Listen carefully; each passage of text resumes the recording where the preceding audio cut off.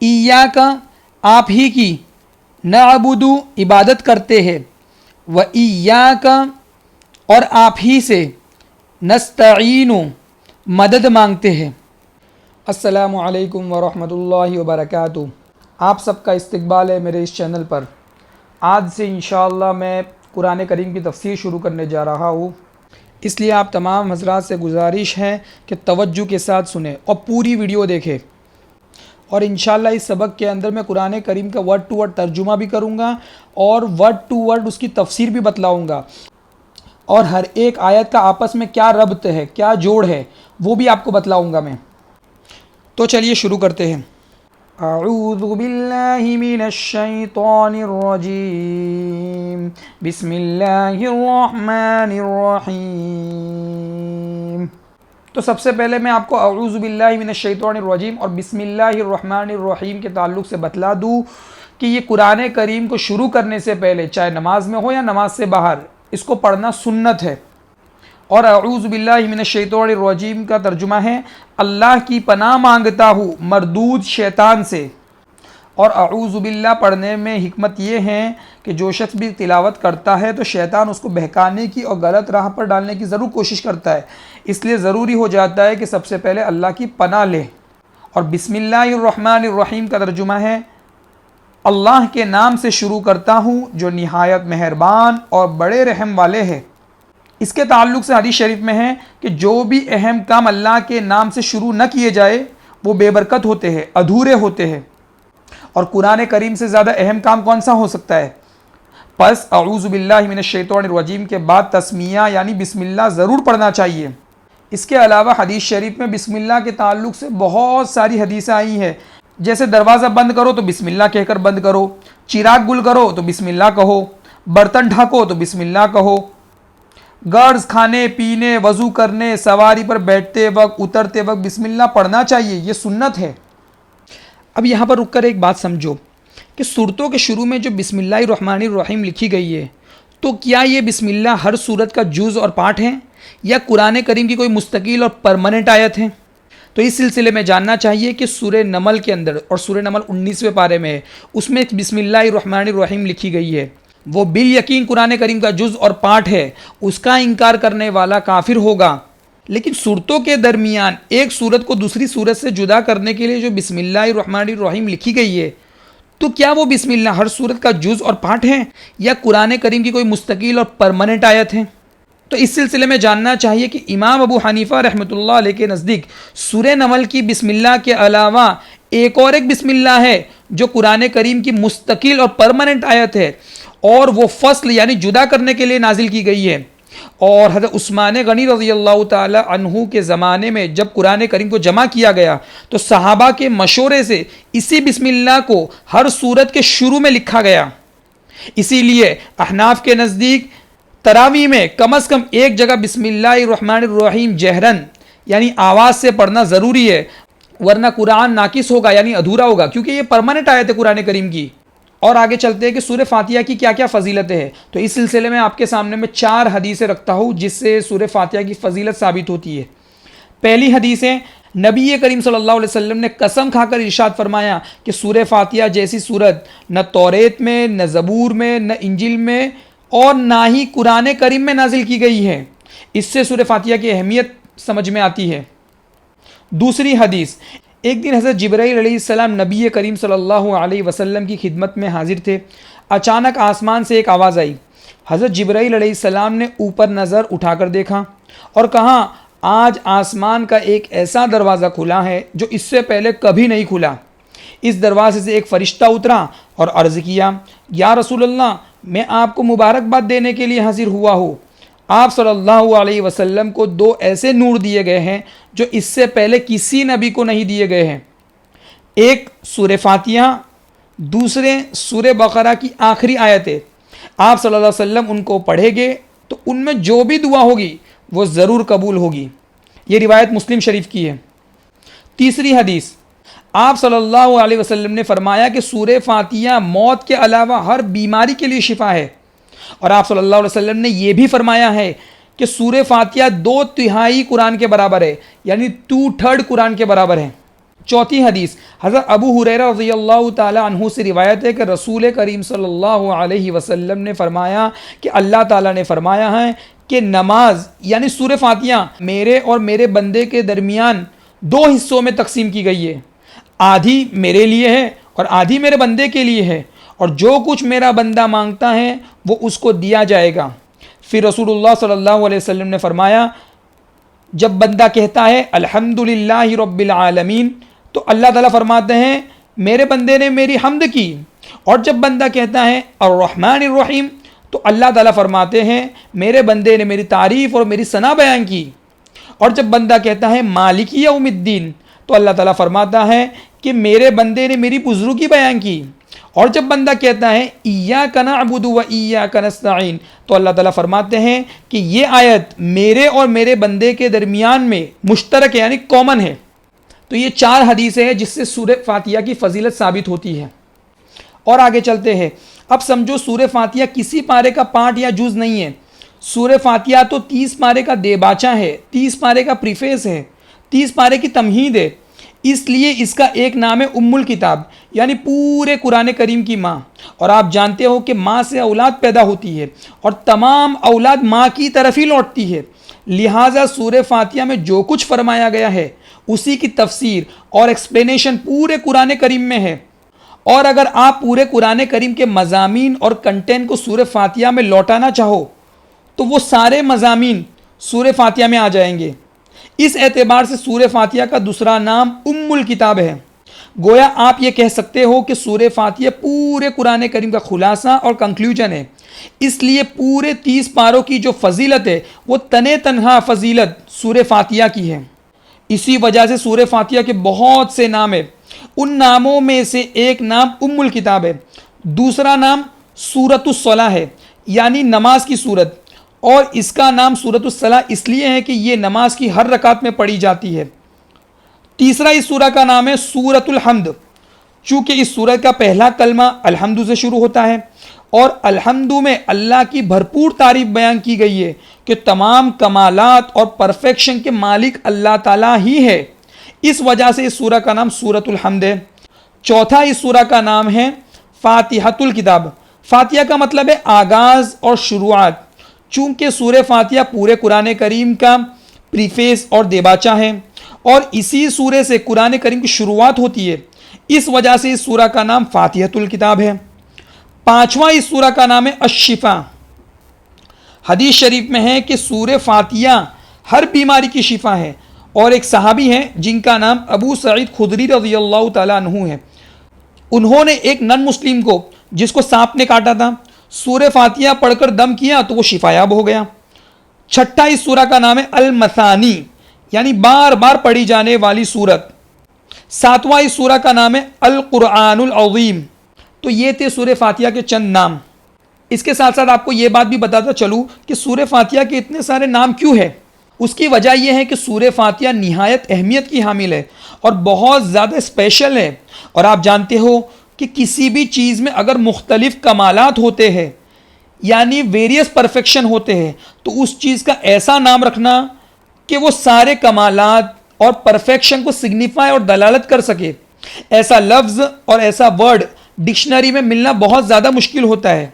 نیز اللہ میں بھی بے شمار اور انلیمیٹڈ کمالات ہے، اسی وجہ سے اللہ کے بھی مختلف اور ویریس نام ہیں، جیسے رزاق، غفار، حی، حلیم، واحد، جسے ہم اللہ کے 99 نام سے جانتے ہیں۔ اس وجہ سے سورہ فاتحہ کے مختلف نام ہیں۔ اب آگے سمجھو کہ سورہ فاتحہ پورے قرآن کریم کا خلاصہ اور کنکلوژن کیسے ہے۔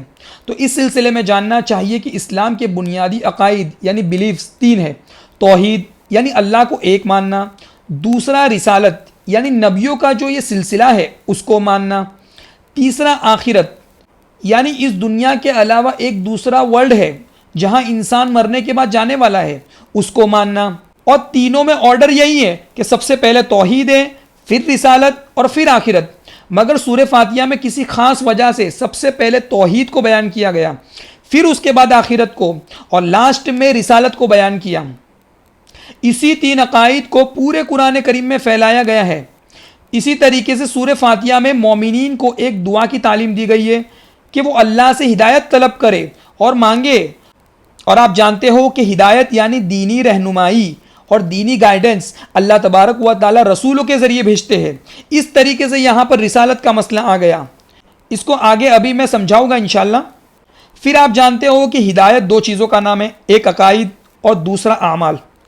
اب اس کے لیے کچھ نصیحت اور انبیاء کے اور قوموں کے واقعات ضروری ہیں, اور پورے قرآن کریم میں نبیوں کے واقعات آئے ہیں. اسی طریقے سے کچھ احکام ہیں, کچھ عقائد ہیں. اس طریقے سے سورہ فاتحہ پورے قرآن کریم کا خلاصہ ہے. اس کے بعد جاننا چاہیے کہ سورہ فاتحہ کی پہلی آیت میں توحید الوہیت کا بیان ہے, اور اس پر دلیل کے طور پر توحید ربوبیت کا بیان ہے, اور یہ دونوں توحیدیں ایک دوسرے سے جدا نہیں ہو سکتی. توحید الوہیت یعنی کائنات میں معبود صرف ایک ہے جس نے اس کائنات کو پیدا کیا اور پیدا کرنے کے بعد اس کو سنبھال رہا ہے اور اس کی روزی روٹی کا انتظام کر رہا ہے. وہی تنہا معبود ہے, اس کے علاوہ کوئی معبود نہیں ہے. اور توحید ربوبیت کا مطلب ہے کہ وہی اکیلا جس نے یہ پوری کائنات پیدا کی ہے, وہی اس کائنات کا پروردگار اور پالنہار ہے. یعنی پوری دنیا کی کیئر کرنے والی ذات بھی وہی ہے. اور آگے چلتے ہیں. اب یہاں سے میں ورڈ بائی ورڈ تفسیر کر رہا ہوں, ذرا دھیان سے سنیے. الحمدللہ, تمام تعریفیں اللہ کے لیے ہے, یہ اس کا ترجمہ ہے. اور جیسا کہ ابھی میں نے بتلایا کہ الحمدللہ کے اندر توحید الوہیت کا بیان ہے. اب یہاں یہ سمجھو کہ حمد کسے کہتے ہیں. حمد کہتے ہیں کہ کسی کے ذاتی کمالات, ذاتی مطلب اس کے خود کے ہو, کسی کے دیے ہوئے نہ ہو, اور کمالات مطلب پرفیکشن. تو کسی کے ذاتی کمالات کو تعظیم کے طور پر قول یعنی بول کر اور فعل یعنی ایکٹیویٹی کے ذریعے سراہنا یعنی اپریشیٹ کرنا, یہ حمد کی ڈیفینیشن ہے, تعریف ہے. اور آپ جانتے ہو کہ ہر کمال اور پرفیکشن اور تعریف کے مالک اللہ تعالیٰ ہے. دوسروں کو جو بھی کمال حاصل ہے وہ دراصل اللہ نے ان کو دیا ہے, بس کسی کی کوئی تعریف نہیں.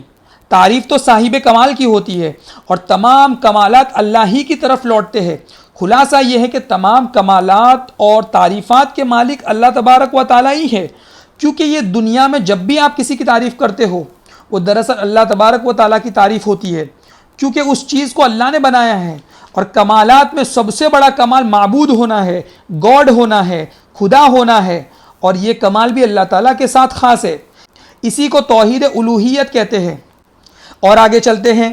اب یہاں کوئی سوال کر سکتا ہے کہ الحمدللہ کے اندر جو معبود ہونے کو بیان کیا گیا ہے کہ اللہ ہی معبود ہے, اس کی کیا دلیل ہے؟ اس کے لیے اللہ تبارک و تعالیٰ آگے فرماتے ہیں کہ وہ رب العالمین ہے, یعنی تمام جہانوں کا پروردگار ہے. اس میں توحید ربوبیت کا بیان ہے. توحید مطلب اللہ کو ایک ماننا, اور ربوبیت مطلب پالنا, پرورش کرنا, کیئر کرنا, یعنی پوری دنیا کو پالنے اور کیئر کرنے میں بھی اللہ کی ذات اکیلی اور تنہا ہے. اب یہاں یہ سمجھو کہ رب کس کو کہتے ہیں. رب کہتے ہیں کہ جس کے اندر تین خوبیاں ہو وہ رب ہے. پہلی, کسی چیز کو وجود بخشے یعنی نتھنگ سے تھنگ بنائے. دوسرا, جب وہ وجود میں آ جائے تو اب اس کی بقا کا سامان کرے یعنی اس کی کیئر کرے. تیسرا, آہستہ آہستہ اس کو لاسٹ پوائنٹ تک پہنچائے. جس کے اندر یہ تین صفتیں ہو وہ رب ہے. جیسے اللہ نے انسان کو وجود بخشا, نتھنگ سے تھنگ بنایا. اب وجود بخشنے کے بعد اس کو یوں ہی نہیں چھوڑ دیا, بلکہ اس کے زندہ رہنے کے سامان تیار کیے, یعنی دودھ تیار کیا. پھر جب وہ کھانے کے قابل ہوتا ہے تو 2 سال بعد اس کو اللہ تبارک و تعالیٰ دانت دیتے ہیں. پھر جب اور بڑا ہوتا ہے اور گوشت وغیرہ کھانے کے قابل ہوتا ہے تو اللہ تعالیٰ اور مضبوط دانت دیتے ہیں. اس کے علاوہ اس کے رہنے سونے کا بھی انتظام کرتے ہیں, غرض کے ہر طریقے سے اس کی کیئر اور پرورش کرتے ہیں, اور پھر آہستہ آہستہ اس کو آخری حد تک پہنچاتے ہیں. یعنی انسان اب بوڑھا ہو جاتا ہے اور پھر ختم ہو جاتا ہے. اب یہاں وہ سوال بھی ختم ہو گیا کہ اللہ تعالیٰ نے آسمانوں اور زمین کو 6 دنوں میں کیوں پیدا کیا, بلکہ اللہ تبارک و تعالیٰ چاہتے تو 1 سیکنڈ میں بھی پیدا کر سکتے تھے. تو اس کا جواب بھی یہی ہے کہ اللہ تبارک و تعالیٰ کی ایک صفت رب ہونا ہے, وہ آہستہ آہستہ ہر چیز کو آخری حد تک پہنچاتے ہیں. تو خیر, اب آپ یہاں بتلاؤ کہ یہ 3 کام جو رب ہونے کے لیے ضروری ہے اللہ تبارک و تعالیٰ کے علاوہ کوئی کر سکتا ہے؟ نہیں کر سکتا. پس ثابت ہو گیا کہ کائنات کے پروردگار اللہ ہی ہے. اسی کو توحید ربوبیت کہتے ہیں. اور جب کائنات کے پروردگار بھی وہی ہیں, یعنی اللہ ہی پالتے اور روزی دیتے ہیں, تو معبود اور خدا بھی وہی ہوں گے. کیونکہ یہ نہیں ہو سکتا کہ پرورش تو اللہ کرے اور عبادت کسی اور کی جائے. اس لیے میں نے شروع میں بتلایا کہ یہ دونوں توحید ہے، یعنی توحید الوہیت اور توحید ربوبیت ایک دوسرے سے جدا نہیں ہو سکتی، کیونکہ جو معبود ہیں اس کی ذمہ داری ہے کہ اپنے بندوں کو پالے، ان کی کیئر کرے. اور آگے چلتے ہیں. الرحمن الرحیم، یعنی نہایت مہربان اور بڑے رحم والا ہے. اب یہاں سمجھو کہ رحمان رحیم سے عام ہے، یعنی کامن ہے، اور رحیم خاص ہے، کیونکہ رحمان میں 5 حروف ہیں اور رحیم میں 4 حروف ہیں. اور عربی کا قاعدہ ہے کہ جتنے زیادہ حروف ہوتے ہیں وہ اتنے زیادہ معانی پر دلالت کرتے ہیں. اب سمجھو کہ الرحمن الرحیم یہ ایک سوال کا جواب ہے، اور وہ سوال یہ ہے کہ ابھی جیسا کہ میں نے آپ کو رب العالمین کی تفسیر کرتے ہوئے بتلایا کہ اللہ تعالیٰ ہر ایک کو پالتے ہیں، تو سوال یہ ہے کہ اللہ کافروں کو کیوں پالتے ہیں جو اللہ کو مانتے ہی نہیں ہیں. تو الرحمن کے ذریعے اللہ تبارک و تعالیٰ جواب دے رہے ہیں کہ وہ بے حد مہربان ہے. اس دنیا میں اس کی رحمت اور مہربانی ہر ایک کے لیے عام ہے، چاہے وہ مسلمان ہو چاہے نان مسلم یعنی کافر. اس لیے کافروں کو اللہ تبارک و تعالیٰ پالتے ہیں.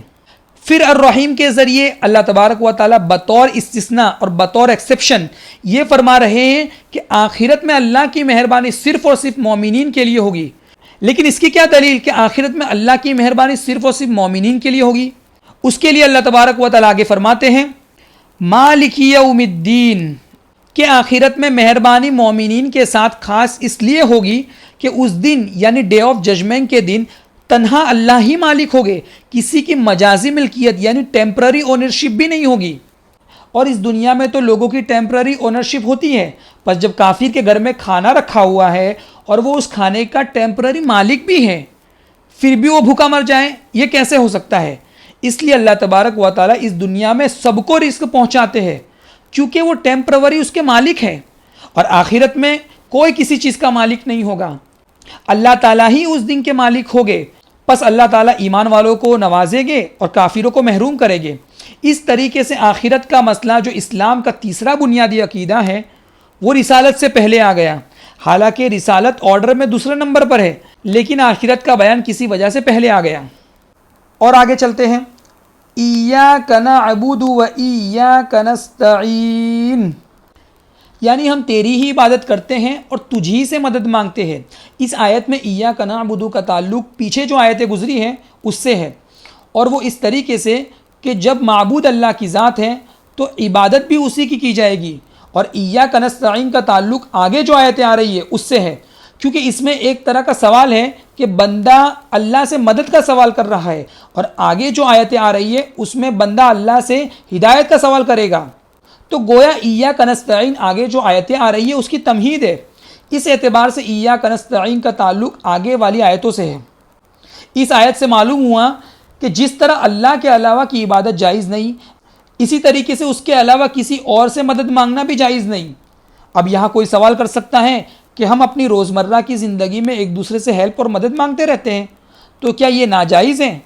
تو اس سلسلے میں جاننا چاہیے کہ وہ کام جو اللہ کے علاوہ کوئی نہیں کر سکتا، جیسے ہدایت دینا، اولاد دینا، شفا عطا کرنا، کسی کو بخشنا وغیرہ، یہ وہ کام ہیں جو اللہ کے علاوہ کوئی نہیں کر سکتا. تو ایسے کاموں میں کسی سے مدد مانگنا یا درگاہوں پر جا کر قبر والے سے کچھ مانگنا، یہ سب ناجائز اور حرام ہے. اور ایسے کام جو ہر کوئی کر سکتا ہے، جیسے کسی کا سامان اٹھانا، کسی کو لفٹ دینا، یہ ایسے کام ہیں جو انسان بھی کر سکتا ہے. تو ایسے کاموں میں مدد مانگنے میں کوئی حرج نہیں. اور آگے چلتے ہیں. اہدنا الصراط المستقیم صراط الذین انعمت علیہم غیر المغضوب علیہم ولا الضالین، یعنی اے اللہ تو ہمیں سیدھا راستہ دکھلا، ان لوگوں کا راستہ جن پر آپ نے انعام فرمایا ہے، ان لوگوں کا راستہ نہ دکھلا جن پر تیرا غصہ نازل ہوا ہے، اور نہ ان لوگوں کا جو راستے سے بھٹک گئے ہیں. اب اس آیت میں اللہ تعالیٰ نے بندوں کو ہدایت مانگنے کی دعا سکھلائی ہے، اور ہدایت بندوں کی سب سے بڑی ضرورت ہے، کیونکہ اگر اللہ اور جنت تک پہنچنے کا راستہ معلوم ہو جاوے تو کیا کہنے. اب سوال ہوتا ہے کہ صراط مستقیم یعنی سیدھا راستہ کون سا ہے؟ اب چونکہ ہر شخص پڑھا لکھا نہیں ہوتا ہے، اس لیے اگر قرآن کریم کو اسپیسیفک راستہ بتلائے تو اس کو ہر شخص نہیں جان سکتا. اس لیے اللہ تبارک و تعالی نے مثبت اور منفی یعنی پازیٹیو اور نیگیٹو پہلوؤں سے، محسوس مثالوں سے یعنی ریئل ایگزامپل کے ذریعے صراط مستقیم کو بتلایا ہے. اب وہ ریئل ایگزامپل کیا ہے؟ تو اللہ تعالیٰ فرماتے ہیں صراط الذین انعمت علیہم. یہ پازیٹیو ایگزامپل ہے، یعنی جن بندوں پر اللہ نے فضل و انعام فرمایا ہے ان کا راستہ صراط مستقیم یعنی سیدھا راستہ ہے. اب وہ کون لوگ ہیں جن پر اللہ نے انعام فرمایا ہے؟ اس کی تفصیل قرآن کریم کے ایک دوسری آیت میں ہے، اور وہ آیت یہ ہے الذین انعم اللہ علیہم من النبیین والصدیقین والشہداء والصالحین. اس کا ترجمہ یہ ہے کہ اللہ تعالیٰ نے انعام فرمایا ہے نبیوں پر، صدیقین پر، شہداء پر اور صالحین پر. ان میں سب سے بڑا مقام انبیاء کا ہے، دوسرا صدیقین. اور صدیقین وہ لوگ ہیں جو انبیاء کی امت میں سب سے زیادہ رتبے کے ہوتے ہیں، عام زبان میں جن کو اولیاء اللہ کہتے ہیں. تیسرا شہداء، اور شہداء وہ ہیں جنہوں نے دین کی خاطر اپنی جان تک دے دی. اور چوتھا صالحین، اور صالحین وہ ہیں جو شریعت کے پورے متبع ہوتے ہیں یعنی پورے فالو کرنے والے ہوتے ہیں. تو اس آیت میں اللہ تعالیٰ نے پازیٹیو ایگزامپل کے ذریعے صراط مستقیم کو متعین کیا ہے کہ ان چار طبقوں کے حضرات جس راستے پر چلے تھے وہ صراط مستقیم ہے. اس کے بعد آخر آیت میں منفی صورت میں یعنی نیگیٹو ایگزامپل کے ذریعے صراط مستقیم کو بتلائیں گے. تو اللہ تعالیٰ فرماتے ہیں غیر المغضوب علیہم ولا الضالین، یعنی ان لوگوں کا راستہ نہ دکھلا جن پر آپ کا غضب نازل ہوا ہے، اور نہ ان لوگوں کا جو راستے سے گم اور بھٹک گئے ہیں. اب سوال یہ کہ غیر المغضوب علیہم اور ولا الضالین سے کون لوگ مراد ہیں؟ یعنی وہ کون لوگ ہیں جو راستے سے بھٹک گئے ہیں اور جن پر اللہ تبارک و تعالیٰ کا غصہ نازل ہوا ہے. تو اس سلسلے میں جاننا چاہیے کہ قرآن جس وقت نازل ہو رہا تھا اس وقت مسلمانوں میں اس کی مثالیں نہیں تھیں. اس لیے مغضوب علیہم سے مراد وہ لوگ ہیں جو دین کے احکام کو جاننے کے باوجود اس کی خلاف ورزی کرتے ہیں، جیسے عام طور پر یہودیوں کا حال تھا کہ وہ دنیا کی خاطر دین کو قربان کرتے اور نبیوں کی توہین کرتے تھے. اور ضالین سے مراد وہ لوگ ہیں جو جہالت اور دین کو نہ جاننے کی وجہ سے غلط راستے پر پڑ گئے ہیں اور دین کی مقررہ حدود سے نکل کر غلو میں یعنی ایکسٹریمیز میں مبتلا ہو گئے ہیں. جیسے عام طور پر نصارہ یعنی کرسچن کا حال تھا کہ نبی کی تعظیم اور رسپیکٹ میں اتنے آگے بڑھ گئے کہ انہیں خدا کا درجہ دے دیا، کیونکہ کرسچن کا عقیدہ ہے کہ عیسیٰ علیہ السلام اور بی بی مریم اور اللہ یہ تینوں مل کر ایک خدا ہے. تو خلاصہ یہ ہے کہ مغضوب علیہم سے مراد یہود ہیں اور ضالین سے مراد نصارہ یعنی کرسچن ہے. مگر اب گھر میں یعنی مسلمانوں میں یہ مثالیں موجود ہے جو فرقہ اہل سنت والجماعت کے طریقے سے تھوڑے ہٹے ہوئے ہیں وہ ضالین یعنی گمراہ ہے، اور جو اتنا ہٹ گئے ہیں کہ اسلام سے بھی نکل گئے ہیں وہ مغضوب علیہم ہیں، جیسے شیعہ اور کھوجے.